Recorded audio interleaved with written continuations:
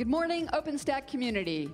Please welcome Chief Operating Officer, OpenStack Foundation, Mark Collier.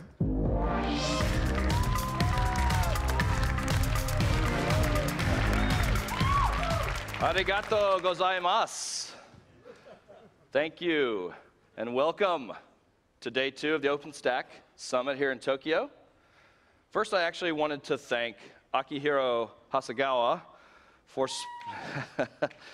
spending the last 3 years trying to teach me that one phrase in Japanese.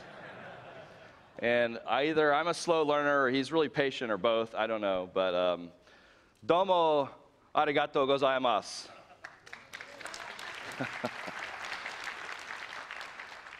Speaking of interpretation, we do have headsets, and Channel 1 will be interpreting today's talks into Japanese. Channel 3 will be into Chinese, and Channel 4 will be in Korean. So I wanted to kick things off today by telling you a quick story. And I just have such an amazing time at these OpenStack summits. And I don't know what all of you love about them, but for me, it's about meeting people, meeting new people, learning where they're from, learning why they're excited about OpenStack, what they're doing with it. And I had an experience like that on Monday, right after we started to kind of kick things off here in Tokyo. And I was fortunate enough to be able to attend the Women of OpenStack event on Monday night. The Women of OpenStack is an amazing organization. It's helping bring more women into the OpenStack community. So I got on the bus, and I was with Heidi Bretz, who, if you don't know her, she leads business development for the OpenStack Foundation. She probably knows at least one person at every company here. And so I thought, okay, I love to meet people. This is a good opportunity. So she immediately starts introducing me to people on the whole bus. If you know Heidi, that's not a surprise. So she introduces me to someone from Accenture named Denise. I don't know if she's here today, but Denise works at Accenture, and if you're familiar with Accenture at all, they are a very large company, and they are doing a lot of interesting stuff to help companies embrace cloud computing. So when I met Denise, of course, I wanted to know more about what they're doing with OpenStack. And so she told me a story about how one of her goals was to educate more people on OpenStack within Accenture. And so she set up a conference call to invite anyone within Accenture, just the employees, to dial in and learn a little bit more about OpenStack. And so, of course, I asked her, because much like my friend and colleague, Allison Price, I love data. I asked her, how many people dialed into this conference call? Because this sounds like a great start to spreading the word about OpenStack. And she told me that 9,000 people joined that conference call. I'm like, you gotta be kidding me. So I don't have a slide on that because that happened on Monday, but you know, this is to me what the OpenStack Summit's all about, meeting new people. And if you meet somebody really cool this week or learn about somebody's awesome OpenStack story, then I would encourage you to just tweet me, tell me about it, and if you want to really level up, you can include the hashtag #WeAreOpenStack, which we're using a lot this week to talk about all the amazing stories about people from different parts of the world getting involved in OpenStack. So I hope that's part of your experience while you're here this week. Now, I did promise my boss, Jonathan, I would talk about the software for part of this, so here we go. The Liberty release, I imagine you're all familiar by now, is our 12th release of OpenStack. Now, you know, we had a new way of organizing and talking about the many projects in OpenStack this cycle, and Jonathan Bryce talked about it a little bit yesterday. So if you look across all of these projects, one of the things we've done to try to help users understand this world a little bit better is we've talked about the core services that we find in almost every OpenStack cloud. When we really look at that data, because I love data. And outside of that, there are many really interesting options that are right for some users, for some applications, some use cases, but not for everybody. And that's sometimes called the big tent. And that's even expanding already. I mean, this is unleashing more and more innovation in the OpenStack community, but at the same time built on that solid foundation. And even in the networking world, you can see a couple of interesting examples. Astara is a new SDN controller. It just became part of the big tent. And Courier, I'm not going to tell you too much about because I've got a special guest who's going to tell us all about Courier here in a few minutes.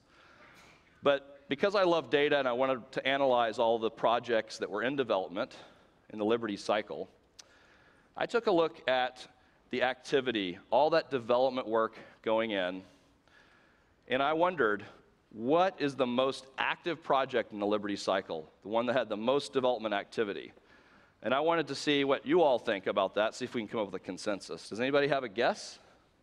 Cloud Kitty.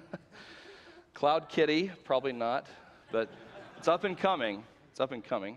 Any others? Nova, Neutron. So, Docs, well, that's a good point. And gentle, everyone. All right, well, because I want you all to get the right answer, I've decided to include a hint here. So it starts with an N. Hopefully that makes it obvious. So if you guessed Nova, I'm sorry, you're wrong. For the first time in the history of OpenStack, Neutron was the most active project in all of OpenStack. So that's pretty incredible. And I think, that's a great sign that there's investment from many different companies and passion and time from many different developers. But ultimately, we want to see what that all produces in terms of results. I mean, the one thing that's, I think, more important than actions and activity is results. And so, we want to make sure that it's not just filled with sound and fury signifying nothing. So we wanted to look at the data and see, what do users think? What are users doing with Neutron? So I looked back at some user survey data. So we survey the OpenStack users twice a year. So 1 year ago, of all the OpenStack clouds in production, 68% were running Neutron. Now that might sound pretty good. It's more than half, but the reality is that when this OpenStack networking project started, we all thought by 2014 every OpenStack cloud would be running Neutron. I mean, that was the goal, and I believed it. I said it. I was wrong. It didn't happen. And in fact, just a year ago, there was a lot of angst about Neutron. Is it ever going to be the right solution for networking for our users? The old Nova network style was still very widely deployed. And so when I looked at the recent user survey data that we just calculated, combined, and curated here this week, in the past couple of weeks, I found something that was really, really encouraging, which shows that we actually delivered results with all this activity. So we're now seeing that 89%, almost every single OpenStack cloud in production is now running Neutron. That's pretty incredible in just 1 year. And for the other 11% of you that haven't upgraded yet, we do know who you are. And and we will be following up. We're going to help. We are going to help you. We are going to help you upgrade this week, okay? And I think that if you really add all this up and think about what's happened in just 1 year of really, really concerted effort from a lot of passionate people, I think you'll agree that Neutron has finally taken the quantum leap.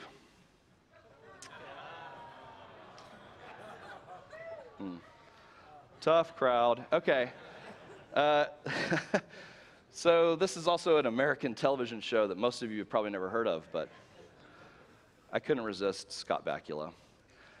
But reality is, all of this is due to the hard work of hundreds of developers.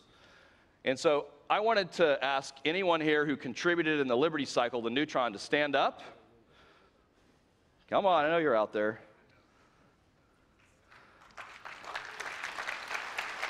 Amazing. Amazing. All right.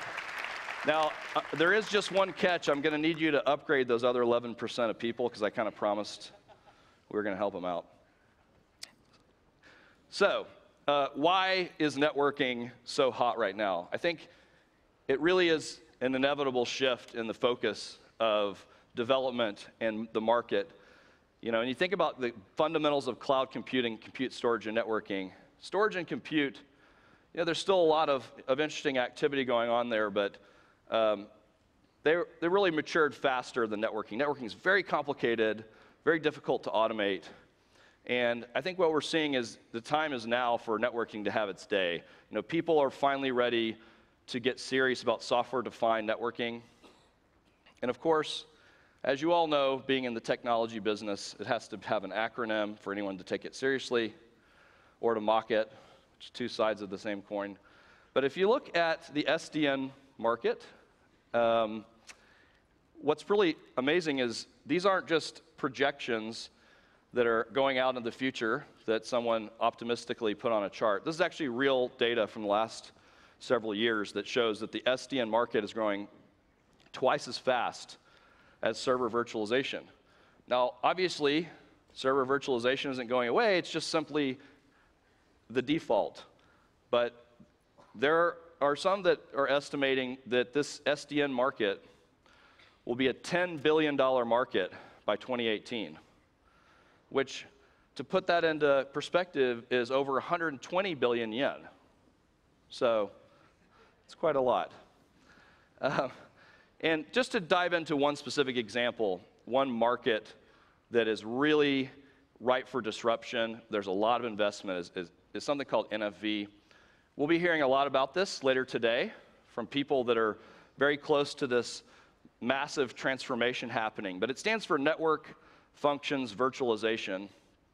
And as you might guess, they're going to virtualize the network functions. So I think it was a good name. But what it really means is completely changing the way that telco carriers handle traffic, handle the data that powers all of our cell phones that all of you are tweeting at me from right now. In the old world, to send an SMS message, the carriers had tons of very expensive proprietary hardware in their data center to route those packets, if you will, to where they needed to go. And to go from 3G to 4G, huge time and expense to make that kind of transition because you had to rip and replace all this hardware. And so, as I think we've all heard many times, software is eating the world, and it is absolutely going to be, I think, as disruptive in the telco world as in any other industry. I mean, this is a $1 trillion industry, the telco market, in terms of mobile carriers and beyond. And so the reason that people are embracing software, and this is some data from a recent analysis from a research firm. They showed that when telcos embraced NFV, they were able to reduce their capital expenditures by 68%, operating expenses, or OpEx, 67%. And I think the fact here that is even more important than saving money, obviously every CFO wants to save money, right? But we all demand new services faster. That is the reality of the world we live in. And so the timeline to introduce a new service, once telcos have fully embraced this kind of NFV world, can be reduced from 15 months down to just 6 months. And so you can imagine in a competitive landscape that if you don't embrace this, you're going to be in big trouble. But if you're the first one, you're going to have a huge opportunity. And as you might imagine, you know, many of these people are banking on OpenStack as a core part of that solution. There are many other components that are part of this transition. But if you look across the entire networking industry, on this slide, I tried to look across everything that's going on in networking and understand these are companies large and small that specialize in networking. You know, all of them are going after that $10 billion opportunity, right? Why wouldn't they? I mean, their customer bases want that speed. They want that cost savings. And so because I love data, I decided it would be fun to look across the industry and see which of these networking companies were betting on OpenStack as part of their path to market. And so what was really cool, I wanted to highlight, is that the top 5 largest networking companies in the world all are betting on OpenStack.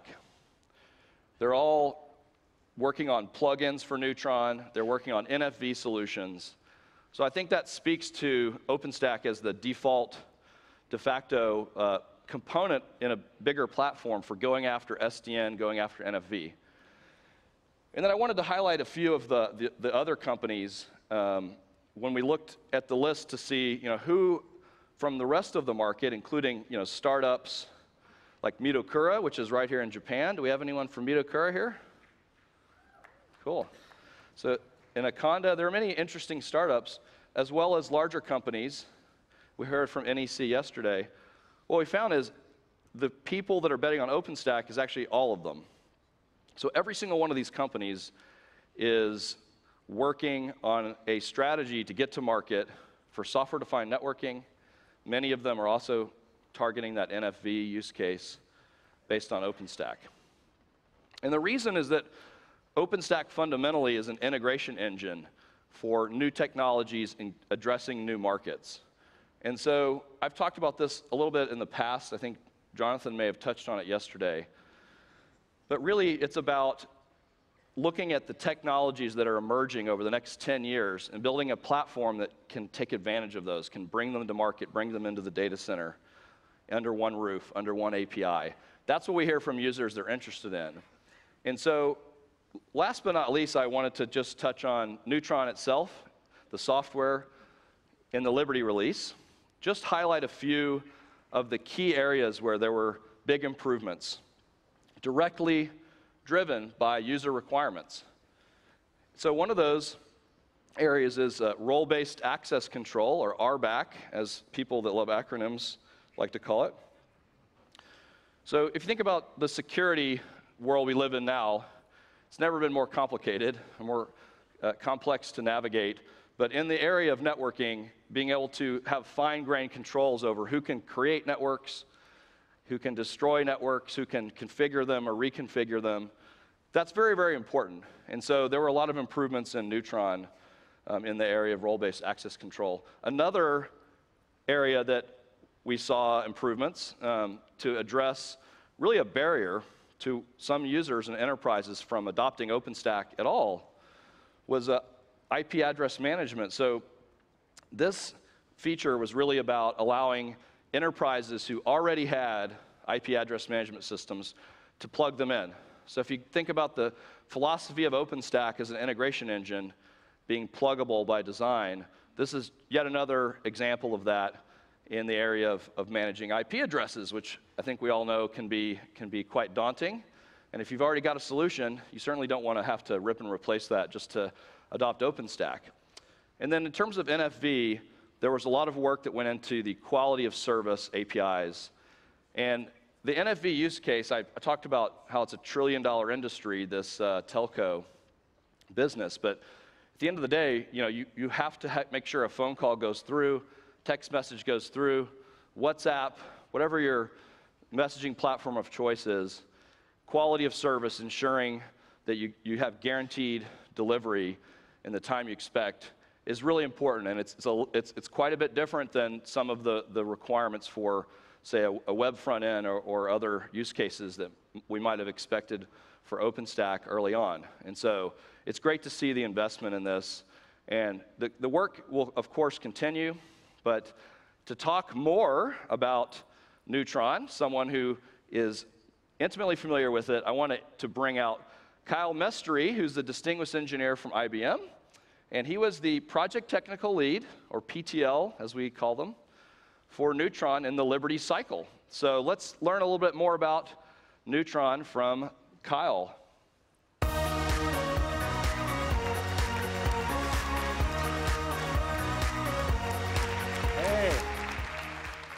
Thank you.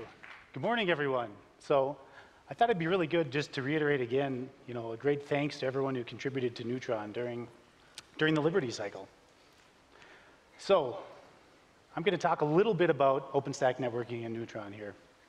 Before I really get started talking about it, though, I thought it would be useful to talk a little bit about some quantum history here. So we all know that OpenStack's been around for 5 years now, founded in July of 2010. So if we look at where networking really kind of came to play, where Neutron and quantum kind of came in, that was in April of 2011 at the Diablo Summit in Santa Clara. A bunch of interested parties all got together and decided they wanted to make a new networking API. So this is where we all met. We all kind of started to spec it out, and everyone began to work on it at that point. So then, let's fast forward a little bit more. September of 2012. This is when Quantum at the time actually was part of the Folsom release. So who here is wondering when I'm going to talk about Neutron? That was a joke, just in case. So this is where we talk about Neutron. October of 2013, the Quantum project was renamed to Neutron at that point. So now, let's fast forward a little bit more. We'll jump ahead to the Liberty release. I think as Mark said, Neutron was a pretty active project. If you look at all of the metrics, you look at all of the data, we were ranked pretty high, at least in the top 3 for most things as well, whether it's code commits, reviews, lines of code, all of those metrics. But I think most importantly, the team was most proud to be #1 in yak shaving. So that was definitely it. Okay, is everyone awake out there? I was just like, yeah, there we go. Okay, so let's shift gears a bit. Let's kind of talk about the design goals for Neutron. What were we thinking when we came up with it? The main thing was we wanted to have a unified API. We really wanted to have that logical abstraction, that logical API that we could kind of converge on, and that we could have everyone build plugins and drivers for. So we wanted Neutron to be a small core. We wanted it to be very tight like that.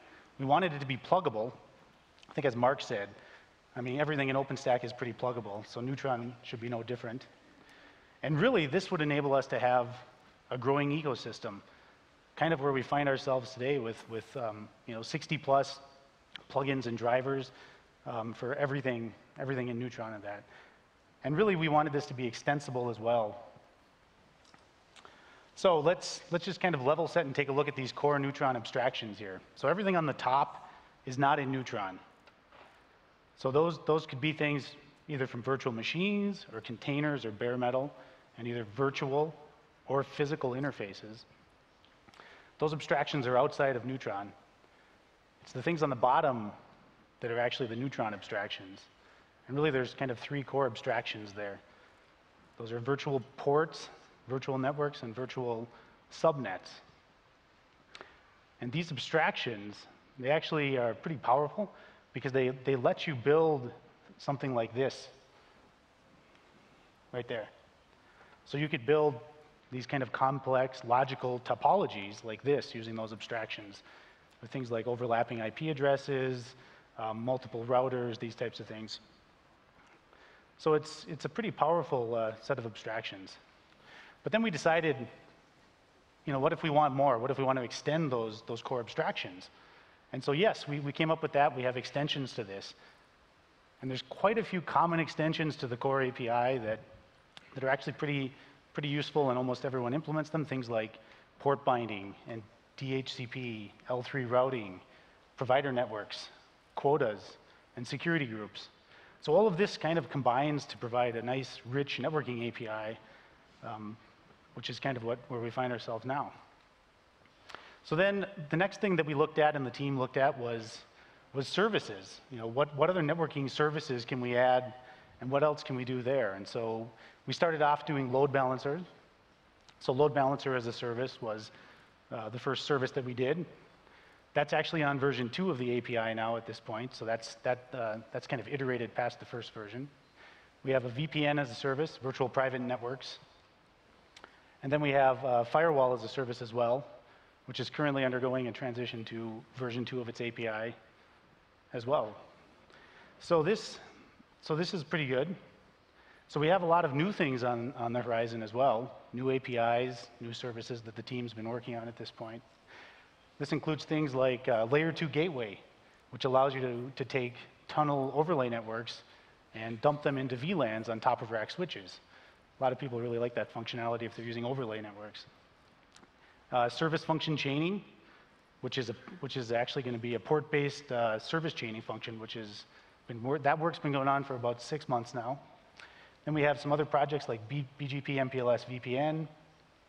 We have a project called Octavia, which is out there, which is the default reference implementation for the load balancer v2 API.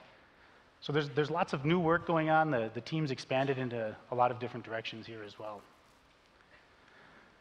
But now, I thought it'd be interesting to kind of look at where the industry kind of finds itself, right? So we all kind of started off with bare metal. We kind of moved to virtual machines. And now we're all looking at containers at this point, right? Containers are the new hot thing everyone's looking at. So kind of both figuratively and literally, what ties all of this together? It's actually networking. That's what ties all of these things together. So I wanted to talk just for a brief moment about something called libnetwork. So libnetwork is a networking abstraction that the Docker team has been working on at this point. And as you can see, it has some core attributes in there. It has things like sandboxes which hold configuration, endpoints, and networks as well. So you can build container topologies that look similar to this. Now you might be asking yourself, where have I seen that before? It looks pretty familiar, doesn't it? Well, it turns out that these two abstractions actually go together pretty well. So you can look at the libnetwork abstraction, and it looks similar to the Neutron abstraction as well. So that's where I'd like to talk for a moment about Project Courier. Project Courier aims to be the integration point between libnetwork and Neutron. And I think the most important thing of what Courier is trying to accomplish is it's going to allow operators who are utilizing Neutron to use that infrastructure for container networking as well. That's a pretty powerful thing if you already have an investment in that, so you could utilize this. And so we're also working towards integrating this with Magnum as well, so it can take advantage of it. So there's a lot of work going on with Courier. And there's actually a talk today at 12:05 if you're interested in learning more. This is just a really brief slide showing the Courier architecture. The talk at 12:05 will show you more. But what I'd like to show you now really quickly is just a quick demo of what Courier looks like here. Okay. So I'm going to start that while we're doing that. So this demo is essentially, what we're running here is, we're just running Courier. We've got Docker running as well, and we have Neutron with Keystone for authentication. So Neutron's going to handle creating all the networks that the Docker calls make. So let's do this. So we're going to go ahead and do this while this is going on now. So, and of course that didn't work. That's just awesome, isn't it? So I think we. Wi-Fi? No, not Wi-Fi. Even better. Interesting. Well, there you go. That's where that is. Do we? Okay. So, anyways, what?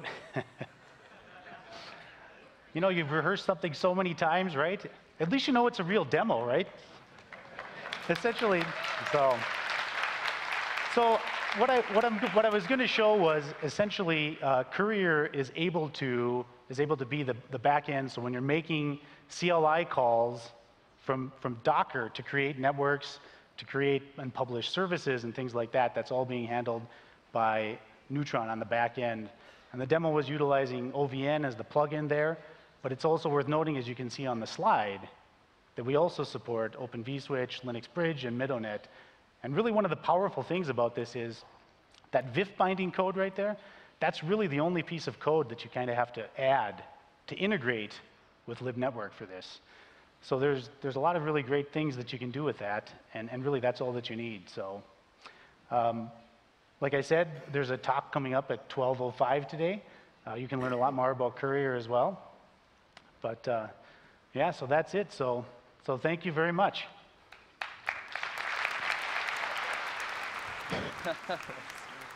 Thank you, Kyle, for braving the demo gods once again, and they don't always smile on you. But I was talking earlier about how many people are running Neutron in production, and one of the great things about Neutron is there are many different ways you can deploy it. So we're going to be hearing from several users throughout the day that are running Neutron in production. And it's not just about SDN, right? It can provide basic network functionality. If you're not ready for SDN, it may never be part of your use case. So it'll be interesting to hear the different decisions that were made from each of these users. And to start, I want to actually welcome up Toshio Nishiyama, Senior Vice President from NTT Resonant, to hear what they're doing with their OpenStack cloud.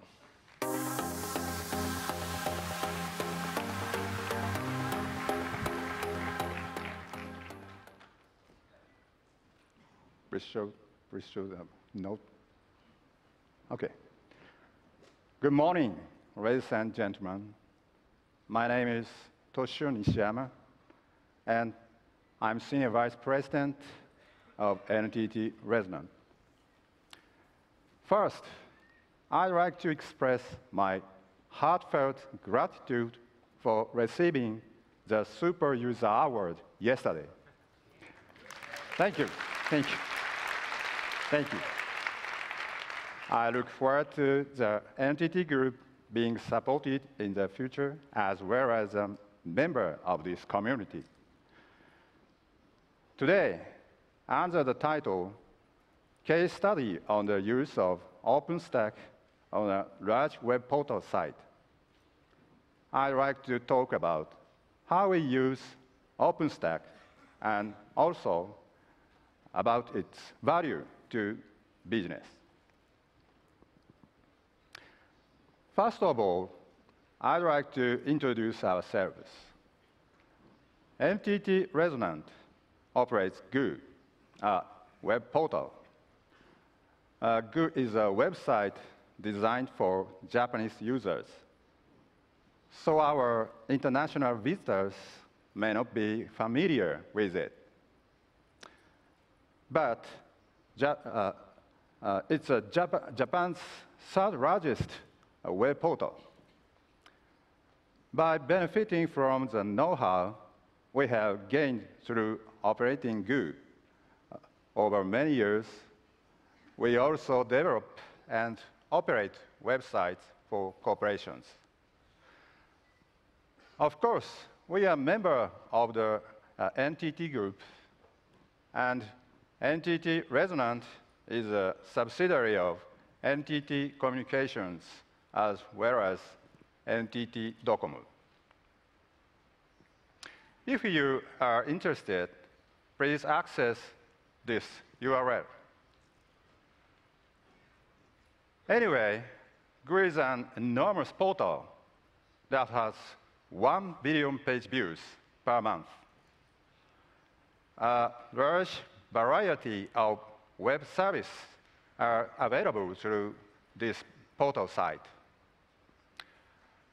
Our portal is still continuing to grow. This year, the number of page views increased more than 15% compared to last year.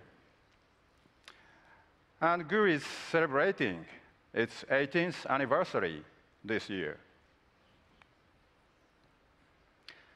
Now, allow me to move on to my main topic. There are 3 reasons why we introduced OpenStack. First, as a web business is one where things change very quickly. Business speed is of the utmost importance. Therefore, we were faced with an urgent need to reduce the period between service design and release. What we needed was an environment that allows us to respond quickly, even if our services experience explosive growth. Second reason requires almost no explanation. Namely, cost reduction is a perennial challenge for all companies. In the past, we have operated schemes for the creation of VMs manually. However, provisioning not only takes time, but also requires operating costs. Therefore, it was necessary to further reduce OpEx. Finally, there was another important reason for adopting OpenStack, which is that the entity group had built up considerable technological knowledge in OpenStack. We had expected that taking up the challenge of using OpenStack would provide us with a wealth of experience. For these reasons, we decided to use OpenStack with the support of other entity group companies. To construct a new system, we used the Icehouse release, which was the newest version of OpenStack at the time. We are using it as a private cloud to provide web services. It has been a year since the new system started operation, with more than 1,800 VMs continuing to operate on 400 hypervisors. We began reviewing the introduction of OpenStack in April 2014 and started operating it in October last year. We introduced it in only 6 months.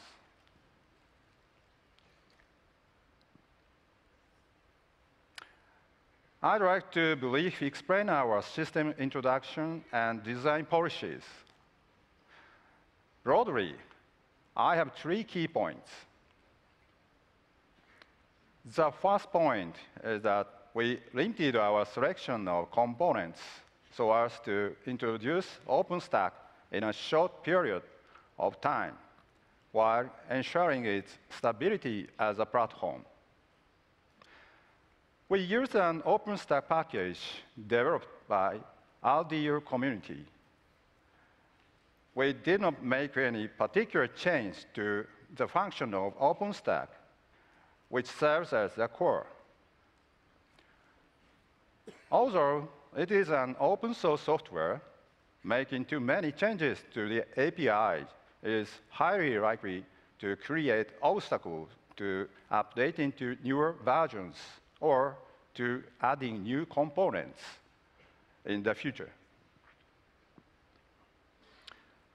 Secondly, we work to achieve integration with the existing operational tools and rules.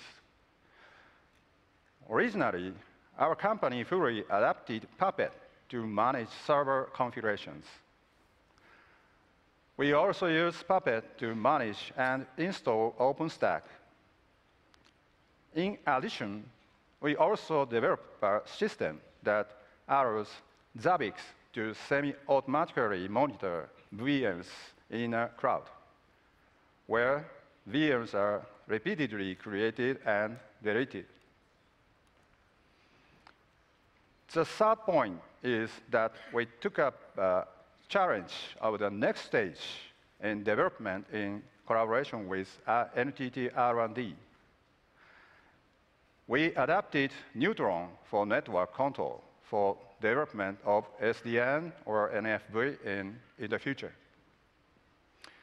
At present, we control VLAN with Neutron's provider network features. We have been operating the new system in a reliable manner for over a year. It is also a challenge for us to feed the knowledge that we have acquired through this experience back to this community. One example of this feedback is the code that, together with R&D, we submitted to the community after revising it for bugs. Next, I'd like to explain the effects that OpenStack has had in our company. First, we could greatly reduce delivery and deployment time. Previously, it sometimes took 3 months to release a new service, especially when we needed to procure physical servers. Currently, it generally takes only 2 weeks. In addition, we're now able to respond flexibly to requests from service development teams. The new system allows us to scale out quickly in response to rapid service growth. In fact, despite having created more than 1,000 VMs in 1 month from the release of a private cloud, we have experienced no difficulties in providing services. In terms of operating cost, the new system enabled service development teams to control VMs through self-service. The new system also helped reduce OpEx. Finally, I'd like to say a few words about our future plans. This business year, we plan to verify rolling update from Icehouse. Needless to say, we are aiming to approach Mitaka. We hope to develop a system that can support continuous updating. One more thing, at present, we are using a hardware load balancer, and we are reviewing the possibility of providing neutron LBAS by controlling the balancer from OpenStack. In next business year, we plan to try out Ceph to introduce a distributed storage system. If we can use storage freely, we will be able to further widen the range of applications. In a more distant future, we aim to create a world where multiple data centers can be treated as a single virtual data center. This could also be a goal for this community as a whole. We have many challenges which are all worth taking up. Finally, NTT Resonant will continue to contribute to technological development together with the other NTT Group companies. We look forward to receiving your continuing support. Thank you very much for your attention. Thank you. Thank you so much. You know, those of us who have traveled here or aren't from Japan may not be familiar with NTT Group as a whole, but it is one of the 4 largest companies in Japan, one of the top 50 largest companies in the world, and that's one of the reasons why they won the Super User Award, because they have many divisions that are running OpenStack at scale. And so in addition to NTT Resonant, there are other NTT divisions, and they'll be speaking throughout the week. So I encourage you to seek out those sessions and learn what all the different groups are doing. And just as a recap of some of the things we've talked about this morning, I think that one of the things about having an integration engine like OpenStack is it really gives you the opportunity, whether you have containers, bare metal, if you're looking at NFV, and you want to tie it together with SDN, to really be able to do that on one platform. And this is what we hear users asking for, and that's what we're looking to deliver here as we think about Mitaka and beyond. in the Design Summit. And one last point on the Courier demo, there is actually going to be a second attempt at this amazing demo downstairs at 12:05 in the Kyoko room. So if you liked the idea but want to see it actually work, I would head to that room. It may be quite packed. I think a lot of people are interested in that. But this one platform is really what makes the OpenStack-powered planet a reality, and that's what we're all excited about. So next up, we're going to be hearing from Rackspace, and they've got some really cool demos and news as well. And so they're going to start off with a quick video.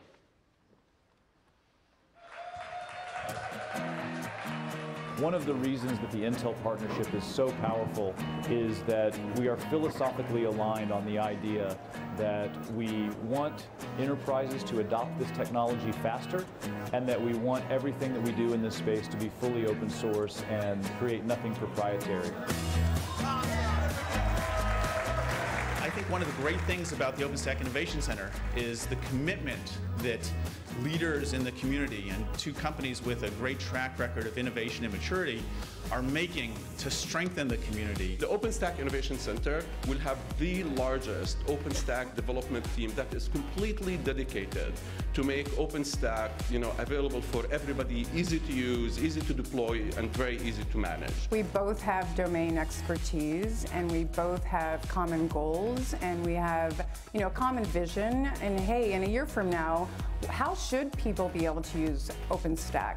How should the cloud be open for people? One of the most impactful parts of the Intel Rackspace partnership is the creation of these two 1,000 node clusters. And this is just going to, put development on steroids for people to actually use OpenStack at amazing scale. So these two hybrid clusters will allow developers to write code, test code, and validate that we're actually able to deliver that promise in a way that will generate much more credibility with the enterprises that we're trying to serve with this platform.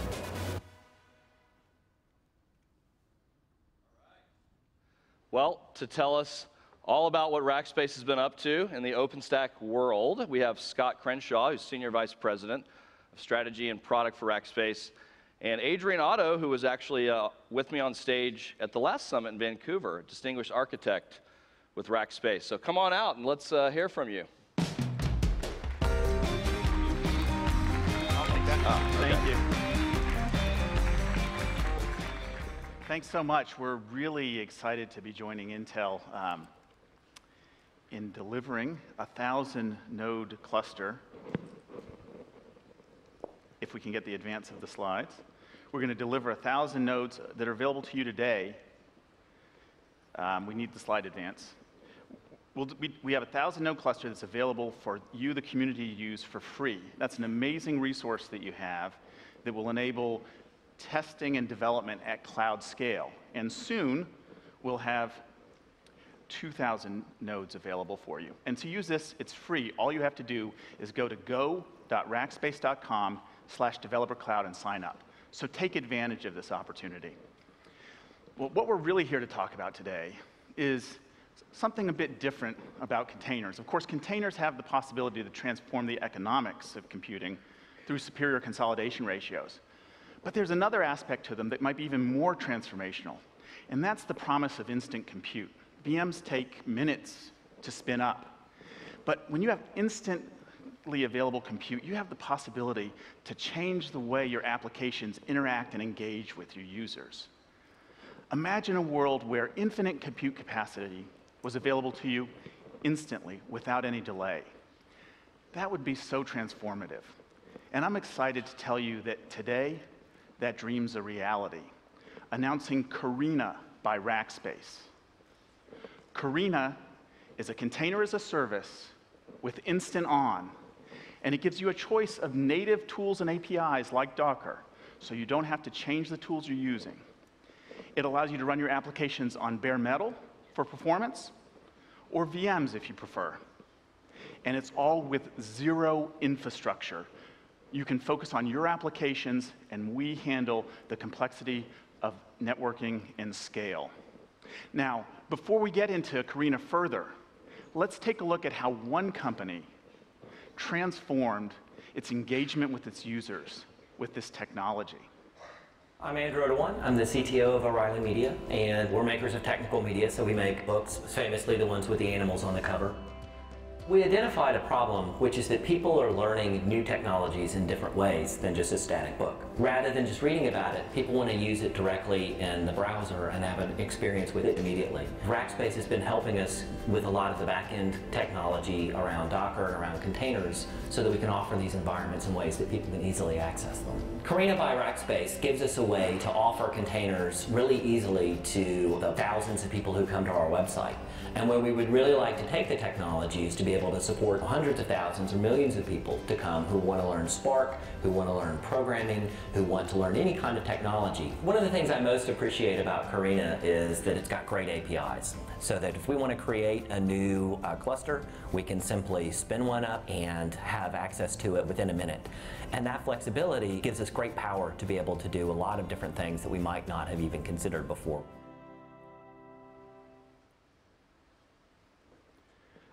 So O'Reilly's made their pages come alive. Their readers can go to the web page, change the sample code, press the run button, and instantly that application's up and running in a Karina container. The results are sent back to the web page and the container's destroyed. That's a whole new experience. It takes education and learning to a whole new level, and it's enabled by this technology.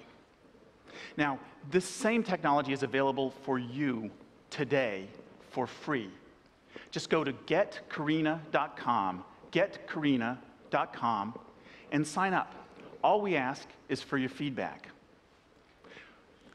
So we've transformed the experience and the availability of compute, but yet a lot of people view containers as complex or a little daunting. And I wonder, Adrian, can Karina change the game to make containers simple? Yeah, it can, because a few weeks ago, you asked me how much faster, how much easier is this approach with Karina than doing it the old-fashioned way? And in answering that question, it got me to thinking that any developer can do this. And I made this comment that I thought my 10-year-old son could do this. And that gave me an idea. So we recorded Jackson, my son, using Karina for the first time. And this is what we found out.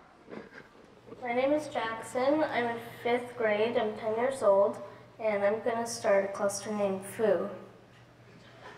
All right, let's do it.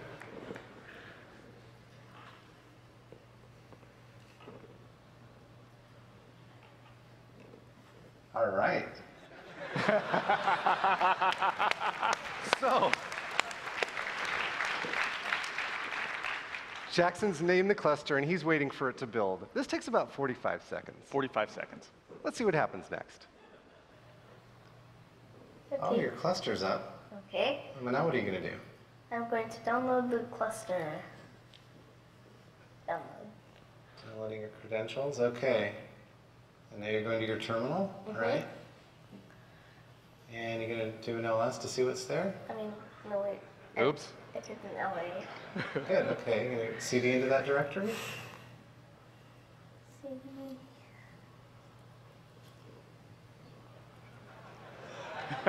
And maybe an LS in there to see what's there? Okay. Oh, you have a docker.env file. You want to source that? Okay.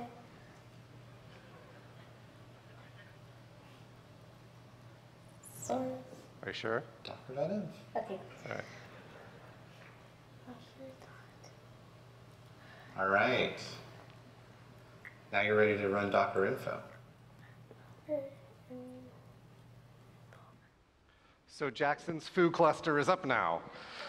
And what were those credentials he downloaded, Adrian? So Jackson downloaded his TLS credentials from Karina, and he ran a little script in that download that set up his local shell so that he can interact with Karina using the Docker client.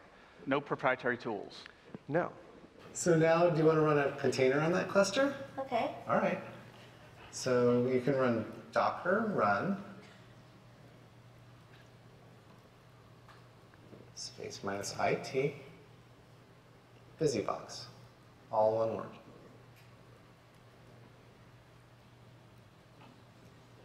And you're running a container.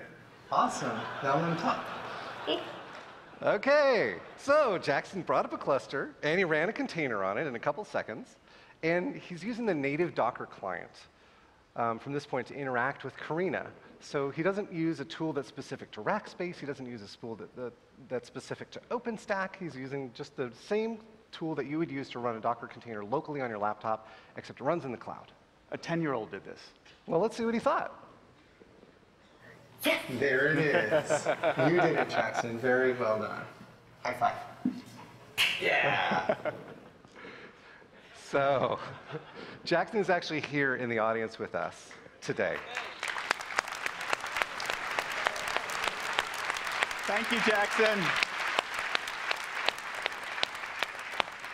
Jackson, do you have a question? Yes. Dad, am I the only one that runs containers on Rackspace? Oh, good question. Well, Scott told you about O'Reilly Media. They use Karina. But there's another customer who is using our cloud in a very big way. And I'd like to tell you about Pantheon.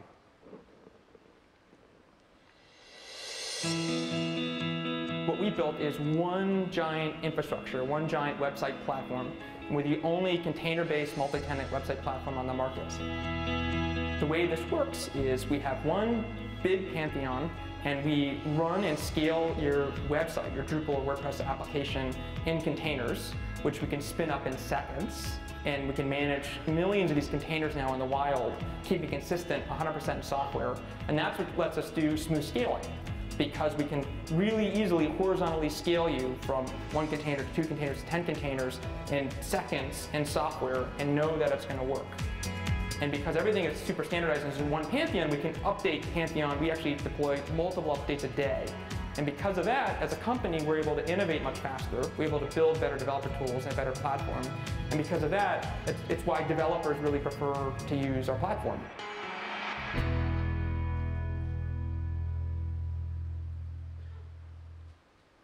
So we saw yesterday the example of Lithium running 122 simultaneous containers using OpenStack. Every day, Pantheon runs 1.2 million containers. That's just one customer running 1.2 million containers in the Rackspace cloud. I think this proves without any doubt that Rackspace can take containers to cloud scale. But Adrian, can you explain how this all fits together with OpenStack? Yeah, Scott. I mean, in 2014, the OpenStack Containers team formed the Magnum project. And Magnum is about combining the best of infrastructure technology with OpenStack with the best of container technology and making them work together. Now, in Vancouver, I explained that Magnum is now part of OpenStack and that you can create a resource called a bay. And inside of a bay, you can run a container orchestration engine. There are 3 choices today in Magnum. You can run Docker Swarm, Kubernetes, or now Apache Mesos. And this is great because it gives you the opportunity to use a native API. So like you saw Jackson using the native Docker client in order to interact with it. Or if you choose the Kubernetes bay, you can get the Kubernetes API as well. Now, OpenStack also gives you the ability to choose what kind of compute instances you make. So we could run containers on top of virtual machines or on top of bare metal. We also can use Magnum to run this same experience on private cloud. You know, just as we made containers simple, we also made private cloud simple. The Rackspace Private Cloud delivers cloud as a service, the way cloud's meant to be delivered, not as a complicated, outdated distribution that you have to spend months and millions trying to get installed and running. It just works. And with the operational experience and maturity we've gained as the largest user of OpenStack in the world, we're able to deliver an unparalleled 4 nines availability on the Rackspace Private Cloud. So you saw Karina running on our public cloud. It'll soon be available on our private cloud. So as you look to run your containers at cloud scale, you really only have one decision to make. Do you want to run it in our place or in yours? Give it a try. GetKarina.com. Thank you very much, and thank you, Jackson. You were marvelous.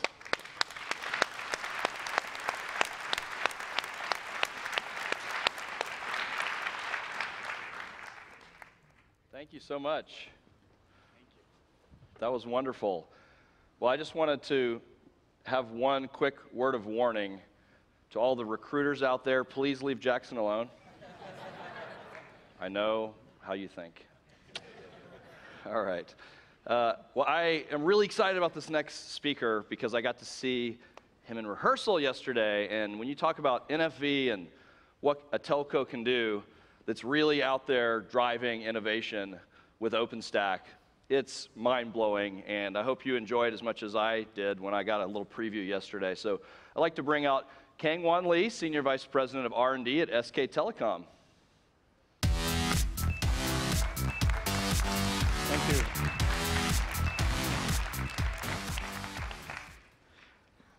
Morning, everyone.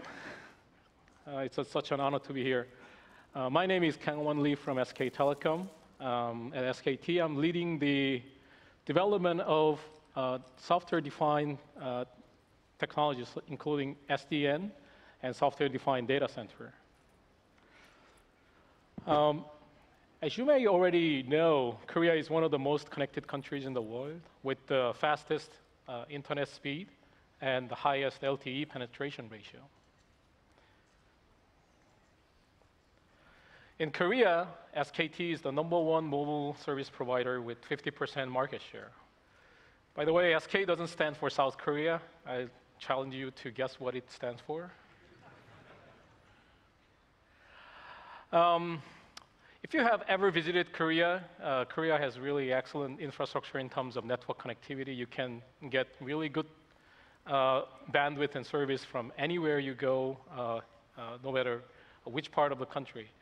And SKT has been at the forefront of developing and commercializing the most innovative wireless technologies. For instance, in the 90s, we were the first in the world to commercialize the CDMA technology. Then we were the first to commercialize the 3G technology called 1xE video. More recently, we were the first to deploy 4G LTE advanced networks. Now, we have a network infrastructure that can deliver 300 megabps over the air. Currently, our focus is to develop the next generation mobile network technology called 5G network. We envision that 5G network will be an awesome technology. It will provide 100 to 1,000 times higher speed than the current 4G network, 100 to 1,000 times. And also, it is expected that the latency will be about 10 times shorter than that of 4G network, while connecting more number of devices in a given area. Traditionally, mobile network has been used for voice and data. More recently, they are used for video streaming, online gaming, social networks. In the future, we envision that they will be used for much more rich, immersive media, social interactions, and a variety of new types of services called Internet of Things. Rich media can open up new services for work and fun. For instance, 360-degree video streaming is already possible with full HD resolution. Now, combine this with the virtual reality technologies and the tactile interface. Now, we have a new definition of media and entertainment. And this is wherever you go, no matter where you are. To realize a 5G network, developing a new wireless technology that can achieve extremely high speed and efficient spectrum usage is critical, but that is not the whole story. It is believed that 5G network will be much more flexible and adaptable. What do we mean by that? Let's think of IoT. Many people are talking about Internet of Things, and we are yet to see what the killer apps will be in the IoT space. But one thing is for sure, that IoT is a really broad concept. They can range from a very simple device like smartwatches to a much more complex and mission-critical system in medical, industrial, and public safety domains. Obviously, these different types of network devices will require very different types of quality of service from the network.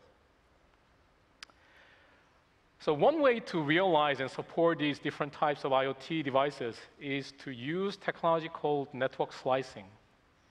Using network slicing, we can carve out a virtual network slice that can satisfy specific requirements for specific applications. For example, Google Nest type of devices, smart thermostats, they will require relatively low bandwidth connectivity with periodic data transfer. More immersive applications like VRs will require much higher bandwidth with continuous connectivity. But now consider connected cars. They need fast response from the network with extremely low latency and very high reliability. So all these different devices need to be supported from the same network infrastructure. And network slicing is based on the technology called software-defined networking and the network function virtualization. So in this respect, virtualization of the network infrastructure is a key requirement for the 5G network. My team at SKT has been developing a software-defined infrastructure for 5G. We call this an all-IT network infrastructure. In the past, mobile network and the IT infrastructure in telcos have been relatively separate. Mobile network part did the major heavy lifting for transmitting voice and data. IT infrastructure has played a more of a support role for customer care and billing. In 5G all IT network, we envision the access and core networks will also run on top of the IT infrastructure, which is the software-defined data center. Without virtualization, building and operating a network that can support a variety of applications with varying characteristics will take tremendous effort, from buying and installing special hardware equipment to manually configuring network policies and rules. With software-defined networking, instead, we can program the network to handle different types of traffic. We can systematically set the policies and rules instead of putting ad hoc configurations. We can also provision and scale the network as new demand arrives on the fly. With no doubt, it is critical that we build our all IT network infrastructure on top of a solid infrastructure technology. However, we realize that no vendor can deliver a solution that is 100% fitting to our needs, nor can we wait until all the features that we require become commercially available. Thus, we have decided to invest in an open technology, and we have chose OpenStack as our infrastructure solution because of its solid track record, growing community, and the great ecosystem.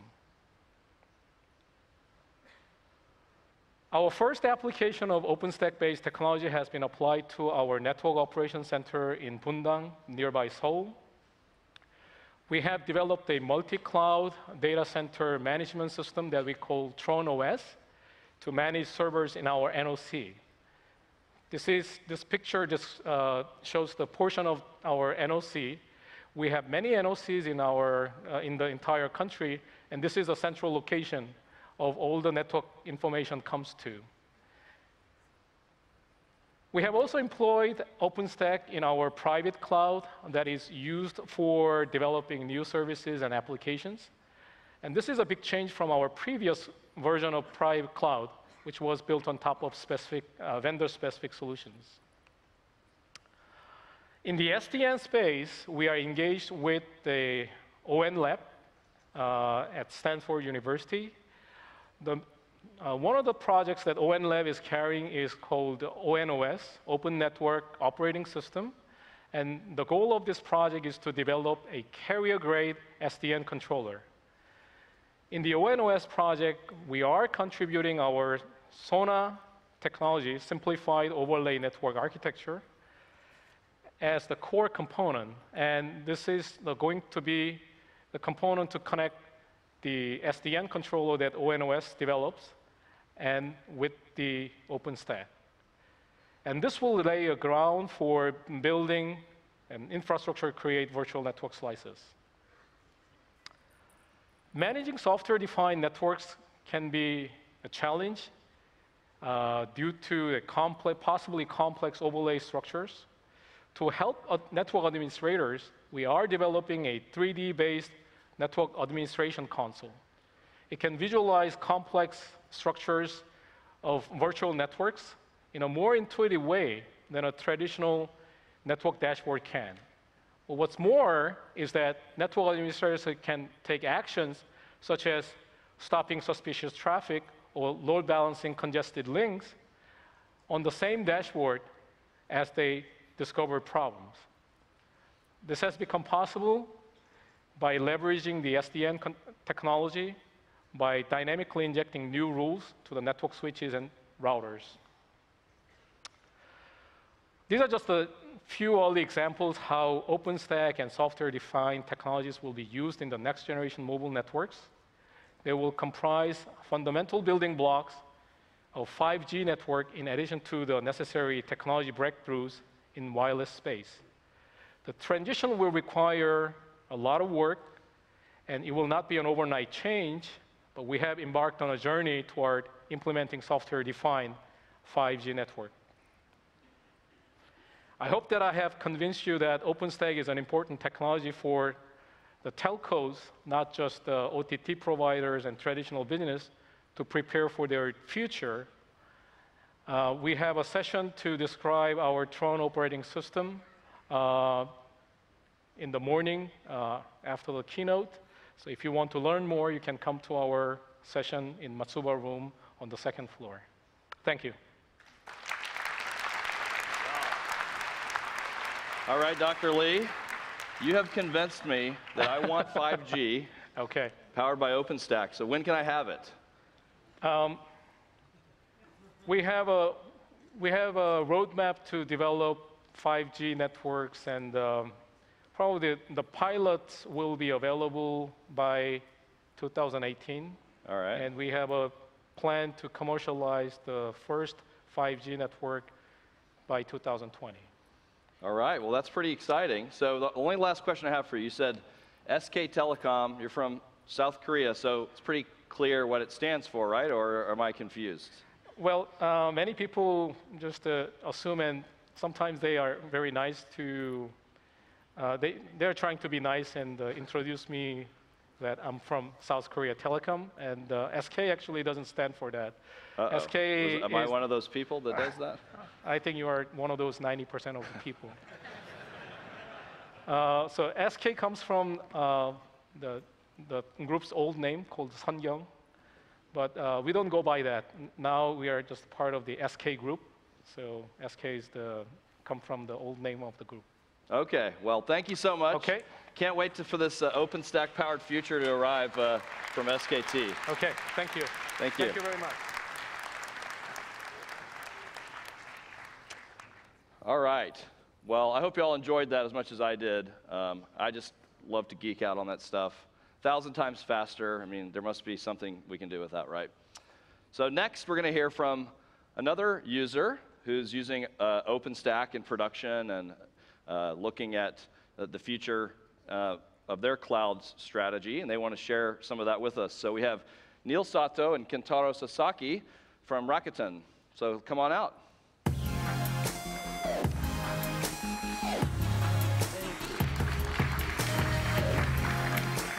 Nice. Nice logo. All right. Oh, wait. Okay. Anyway, so it's an honor to be here, to be in front of a great community. Today we want to share our experience of OpenStack at Rakuten. And just to give you a heads up, we're not, we haven't really played around that much. Actually, we got it implemented, it's in production ready. We're currently working with the site operation members to get the production system on there. And so we're still at the early phase, but I was hoping that by sharing our experience of OpenStack with people who are still considering to use OpenStack to give sort of an encouragement to start working on it. Oh, presentation. Okay, so let us introduce about Rakuten. For those of you who live in Japan, you might already know what we do, but for those of you who are outside of Japan, I'd just like to quickly introduce what we do. We've been providing e-commerce business since 1996 and slowly, rapidly expanding as a more of a general internet company. And we've been in the business for, like I said, 20 years or so. Now it's up to about 18,000 employees. We got a few thousand engineers working all over the world. And what we are providing is what we call a Rakuten ecosystem. It's to provide one-stop access to a wide range of internet services. That's more of a marketing term. But, so starting with the e-commerce business, we expanded the other e-commerce business like travel on the right side, media portal, digital goods as well. And also recently, majority of a lot of the revenue is coming from financial area of the service, such as credit card, banking, securities, life insurance. And we even have a telecom service that we're managing right now. And domestically here in Japan, we have approximately over 100 million users or customers, we call them. And the transaction volume, we're getting to close to 10 trillion Japanese yen. And we're not sticking just domestically here in Japan. We're actively expanding overseas.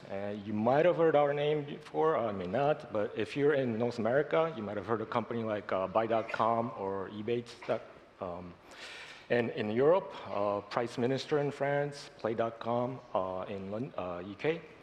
And these are the companies that we've been acquiring in the past. Some are rebranded as a Rakuten service. And we also expanded our service to ebook business by acquiring Kobo in Toronto, Canada. And there's some media business such as Viki and Waki are the other companies. And the recent pretty large acquisition that we had was Viber, messaging and voice over IP service. It's out of Israel. So to support so many of these services, we as global operations been providing a private cloud solution to the internal customers. And we started out back in 2010 using Zen as a hypervisor. And we got about 2,000 instances. We had a little glitches here and there, a lot of lack of understanding how the hypervisor works. And so we decided to switch to VMware. This was in 2012. And this actually came out to be pretty good. It was very stable. We didn't see major downtime with a VMware setup. Now I think the slide says 20,000, but I think we're all the way up to about 21,000 instances right now. Now this year, actually we started digging more into OpenStack, and this year we got the OpenStack set up. I'm going to pass the microphone to Kentaro, who will explain more about the technical aspect of it. So let me explain how our OpenStack is working and what we expect to do by using the OpenStack. Anyway, so as you can see, something red are the servers, which run OpenStack services, and stuff in green and the circle shape are the other servers, which do not depend on the OpenStack. So the only one or two services run on each server, so it means that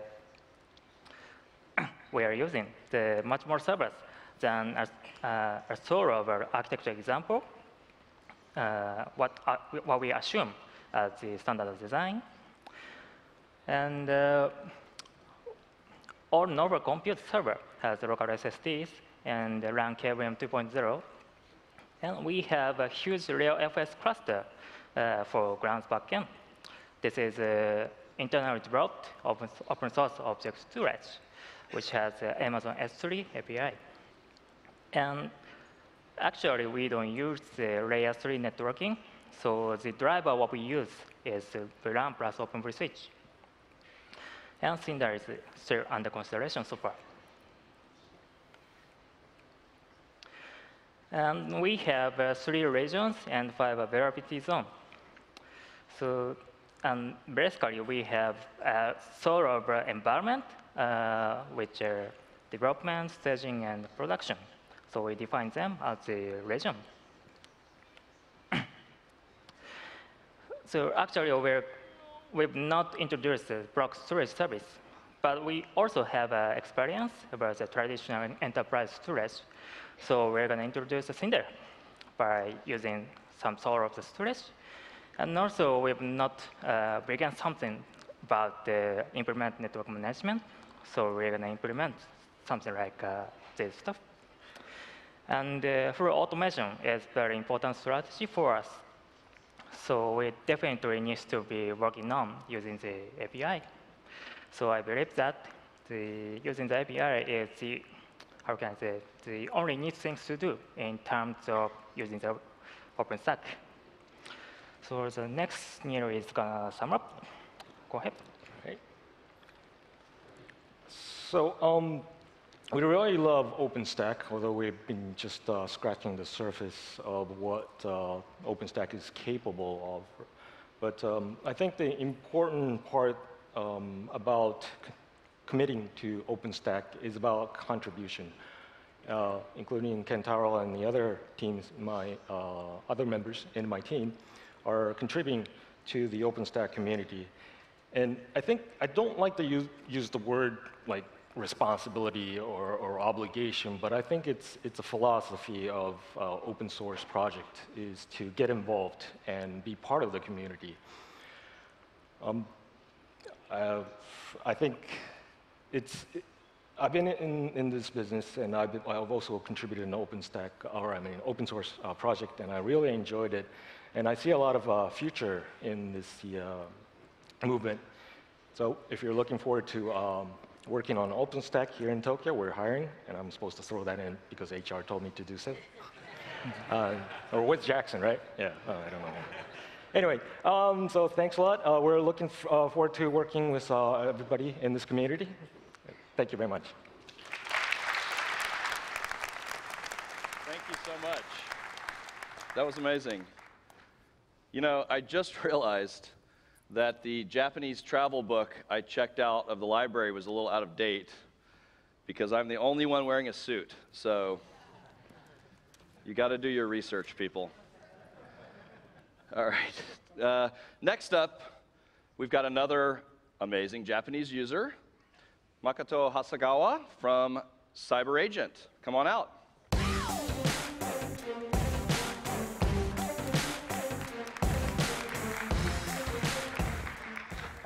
Hello, everyone.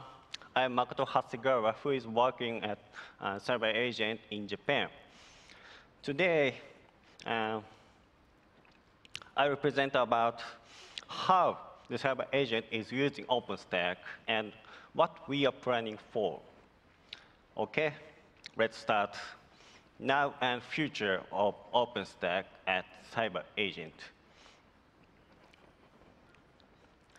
To begin with, I must introduce CyberAgent because I know that only Japanese people know us well. Do you know CyberAgent? Please raise your hand if you know CyberAgent. Okay, okay. Japanese people only. Okay. I knew it. The CyberAgent has one vision.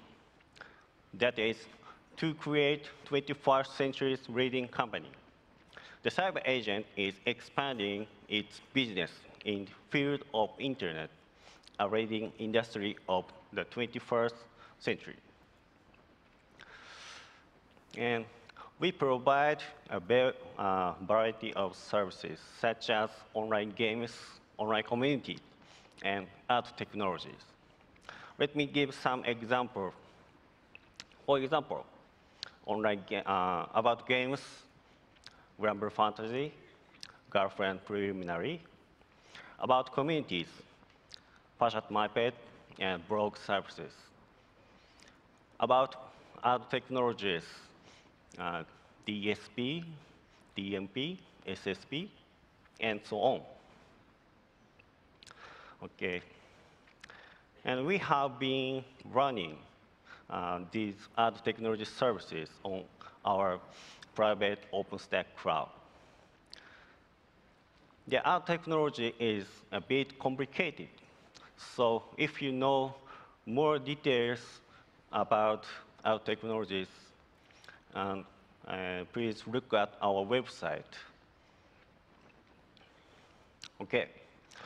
Now let's briefly take a look at Cyber Agent history, OpenStack usage at Cyber Agent. In September 2012, OpenStack Foursome released.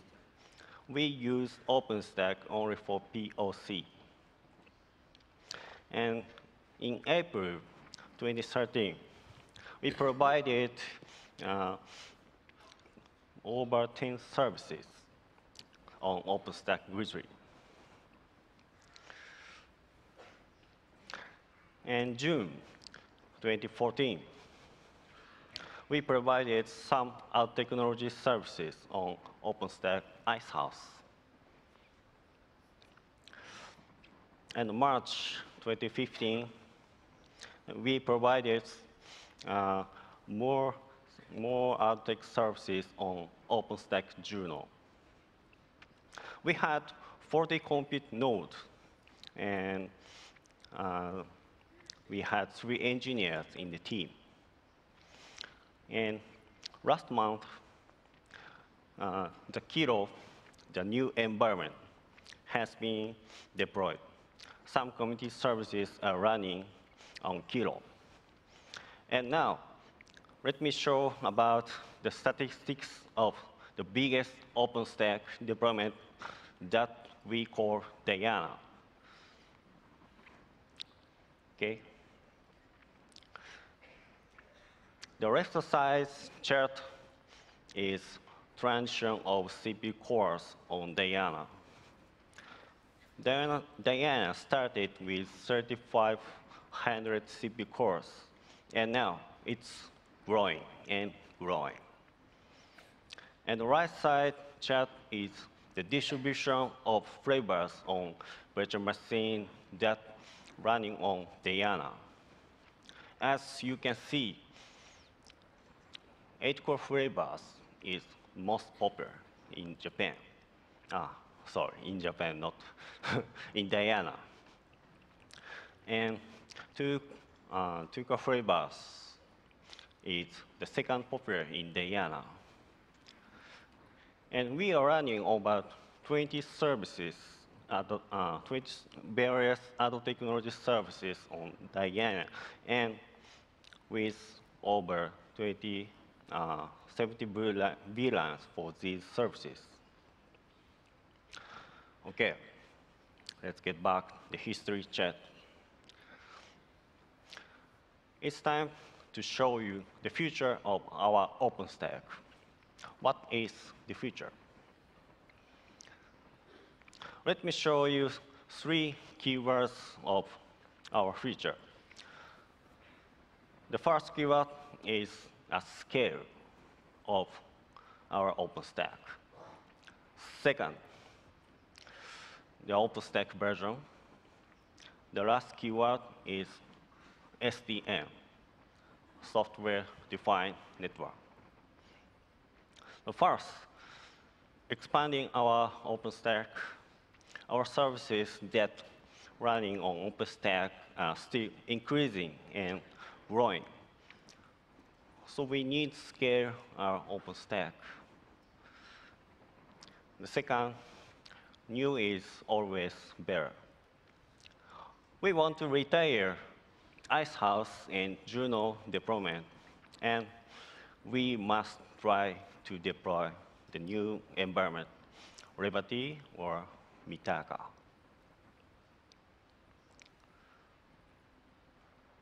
The last keyword is software. Sorry. The last keyword is software-defined network. We are running only Neutron Layer 2 agent and not running Neutron Layer 3 agent, and trying to get rid of conventional VLAN-based networking by using IP-based overlay networking. We are now experimenting with MidNet by MidCooler. I believe that MidNet is suitable for our use case and give us a great experience with Neutron. The OpenStack queue with MidNet is already running on our development environment. We will adapt VXLAN hardware offload for overlay networking technologies. Hardware offload is very important for VXLAN performance. Okay, that's all I have to say about now and future of our OpenStack at Cyber Agent. I ask you again, do you know Cyber Agent? Please raise your hand. Do you know Cyber Agent? Okay, please keep your hand up, okay? Okay. Give me a smile. Give me a smile. Brightest smile, please. Okay? Thank you very much.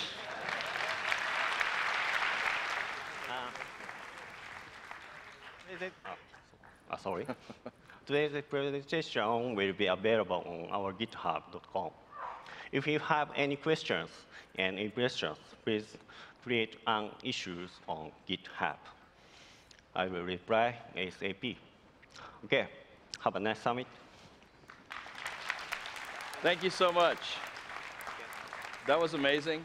You know, we've heard from so many incredible stories here, right here in Japan, Yahoo Japan and NTT, running billions and billions of page views on OpenStack, and a lot of other companies that are at different points in their journey of adopting OpenStack. I think that's one of the most valuable parts of the summit, is hearing what decisions people are making, and then hopefully they can meet the right folks here this week and end up with another success story down the road as they expand their OpenStack clouds.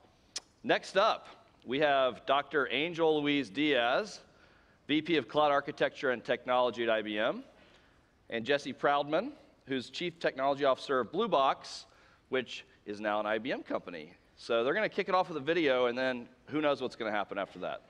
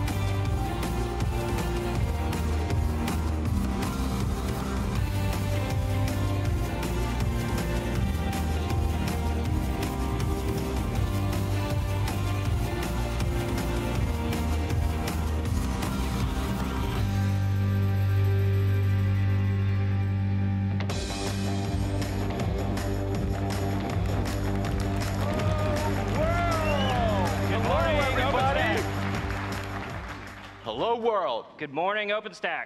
I'm Jesse Proudman, CTO of Blue Box. I'm Angel Diaz, responsible for cloud technology at IBM.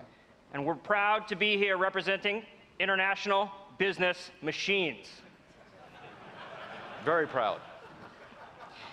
You may remember International Business Machines from such hits as the punch card, the Selectric typewriter, or the System 360. You may also remember IBM from such achievements as the moon landing. Over the last 100 years, IBM has continuously been involved in some of the greatest changes and innovations in technology. IBM has also been at the forefront of workplace innovation. And here we are now, guys, in this technology-fueled business renaissance. Data, analytics, mobile, Internet of Things, all powered by two common things: cloud technology and open source. Open source is driving this innovation. And for us at IBM and us, all of us here, it started with a very simple commitment. We are going to work together and innovate. You cannot out-innovate the world. And let me tell you, when we started, we all got together, had that little gleam in our eye, say, can we create a ubiquitous infrastructure as a service platform in the open source, compute, storage, and network? And here we are today in Tokyo with all of you. Round of applause to you guys. Thank you so much. Freaking amazing, all right? But, you know, it's more than just infrastructure. It is about building a cloud that is open by design. The platform layer with, say, a foundation like Cloud Foundry, or the actual runtimes, a polyglot approach to building applications with things like Node.js or your favorite runtime. Java's a nice one. Or containers with the Cloud Native Computing Foundation. We together, as a community, are bringing together these centers of gravity in a coherent open architecture. And if you do not build your cloud on open technology, you are building a dead-end cloud. So let's back up a minute and talk about IBM Cloud strategy. The IBM Cloud Business Unit was brought together at the beginning of this year to bring all the assets across IBM into one cohesive story and one cohesive platform. At the end of the day, customers care about solutions. Solutions run on software. Software runs on a composable platform of services, which has to run on an infrastructure layer. And IBM has chosen OpenStack as its infrastructure platform of choice. And you know, however you want your OpenStack, whether you want it local, dedicated, or public, what you want to do is have seamless delivery of capability, service management, to then accelerate value to you. Because at the end of the day, we're trying to build applications. We're trying to help our customers be more successful, and in turn, because it's not peace, love, and happiness, help ourselves, because we live a better life. That is our value proposition with what we've done here. It's about one cloud platform that is open by design and one user experience, so you can accelerate your time to value. Well, let's talk about our commitment to OpenStack, because it's not just lip service to the community. No. We've been here since the beginning of Foundation, and as of today, we serve the board with 2 board members, 3 technical committee members, 4 project technical leads. We had 188 code contributors in the Liberty release, and this week we have 50 speakers representing 27 different sessions. We're in it for the long haul. And wow, what a journey has it been. Since the early days, starting the foundation, a meritocracy, earning our stripes in the community, going from 1,000 lines of code committed to where we are now, to literally, if you add up all the IBM code contributions in this latest release, over 1 million lines of code. And we're doing it all. We're doing the hard stuff, and we're doing the stuff that needs to get done for OpenStack to be accepted worldwide, like internationalization, for example. It has been an amazing ride, and it's not over. But you know what, guys? We, as a community, have absolutely arrived. Look, we think at IBM Cloud we're doing some incredible things with OpenStack. And to do that, we've built an A-team. We love it when a plan comes together. IBM is focused both on upstream contribution to the OpenStack project and building the best products and services using OpenStack that you can deliver. If that sounds interesting to you, check out IBMreferrals.com or BlueBoxCareers.com, or find Jill Jabinski, who's here in the audience somewhere, to talk about working with the team. Jill, you there? Can you stand up? There she is. Woo! Everyone Right give Jill there. a round of applause. Yes. All right, Jill, thank you. Thank you. Thank you very much. Or you can call Jesse at 1-800-BA-Baracus. All right, does that work? All right, look. There's been a lot happening in the IBM Cloud, as you can see. But maybe in case you missed it, back in June, we partnered up with Blue Box. And we've done an absolute amazing amount of work since that acquisition. In the first 90 days, back in September, we announced the availability of Blue Box Cloud dedicated on SoftLayer. Imagine if you could have all the power of OpenStack with none of the pain. OpenStack as a service, that's Blue Box Cloud, and it's available today in SoftLayer's 30+ global data centers. But wait, there's more. Yesterday, we announced the general availability of Blue Box Cloud Local. Blue Box Cloud Local brings all of the same capabilities, the same benefits, the same code base, the same technology from Blue Box Dedicated into your data center. It's like we took a little piece of the IBM cloud and gave it directly to you. With Blue Box Local, there is no longer an excuse for a failed private cloud deployment. Imagine a private cloud that just works. You know what? A round of applause to Jesse and team. 90 days since you joined the company, and we've now got Blue Box worldwide. Thank you. The team did amazing work. Thank you, guys. Good job. OpenStack everywhere, all right? Worldwide. You get the video, the globe, right? Get it? That's right. Look, and it's not just about local and dedicated. I want to give a shout out to Monty, who you might see a little bit later, and Kyle. We are in it to bring OpenStack to public cloud, private cloud, hybrid, dedicated, and everything in between. All right? The IBM Cloud Dragons, we're on it, and we're working with you. Thank you. It's really, really cool. And you know what? It's not just OpenStack, as I said before. We've got this thing called Bluemix. Haven't heard about it? I encourage you to visit bluemix.net. You can get access, and it's been out there for almost 2 years now, all right? I know it seems like yesterday, added a couple gray hairs, but we have literally, we announced we have over 500,000 active users on Bluemix. We're getting about 20,000 new users a week on Bluemix. You can get access to OpenStack capability. We've been running the IBM container services on there, and then you can build your polyglot applications in Cloud Foundry and have the centers of gravity work well together. 1 billion API calls a day. I know this because I've got the operation dashboards bookmarked, and I see all this stuff happening. It makes my heart smile, right? It is very, very cool. But it's more than just that. It's also about the cookies you put in the jar, right? If you think of the jar as kind of, the infrastructure and the platform capability. Service catalog. You need a service catalog. You need good-tasting cookies, like Cognitive with Watson, or our partnerships with Twitter and Apple. As developers, you can get access to all of this stuff. Let's take a moment and actually talk about Watson. You may remember Watson back on Jeopardy in 2011. We cleaned up to the tune of about $1 million.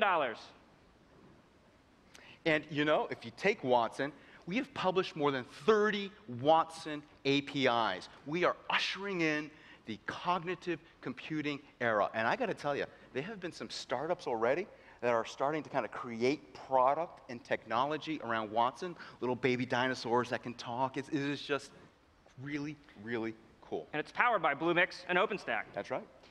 Okay, so everything we've discussed here is only possible because of the contributions of everybody in this room.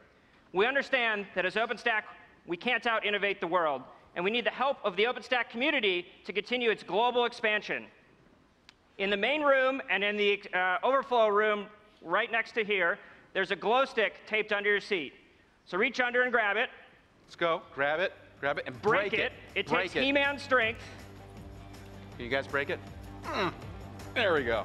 I got it. Hopefully you went to the gym this morning so you can break that glow stick. Shake it like a Polaroid picture, guys. Shake it up. Now hold it in your lap. In your lap? We are all part of the global OpenStack community. It's important to take the skills that we have and the things we've learned this week back home to help build that community, build the OpenStack presence. Let's see how far our influence can reach. If you're from Japan, raise your glow stick in the air and stand up. Stand up, guys. If you're from Japan, stand up with your glow stick. Come on. Pride here, Japan. Very good. If you're from the Asia-Pacific region, stand up. Americas, Middle East, come on, guys. USA, Europe, Africa, everyone, okay? Look, we believe that OpenStack will win because of all of you. Let's make sure that we carry it forward thoughtfully into a fast and furious future globally. We're going to make OpenStack amazing. No. Guys, get ready to dance. No, you're going to dance. We're going to make OpenStack awesome sauce. Let's go, guys. Dance. Come on. Dance with me. Come on. Oh, yeah. Yeah, right on, guys. See you guys out there at the sessions, all right? Take care. Woo!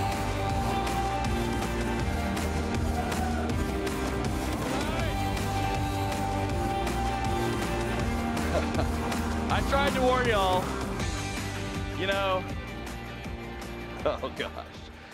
You know, I tell you what, you hire Monty and look what happens to IBM. I mean, your company is just turned upside down. It's madness. All right. Listen, I just want everybody to leave here and have a great time with OpenStack and go on and be part of this summit. Thank you. Arigato gozaimasu.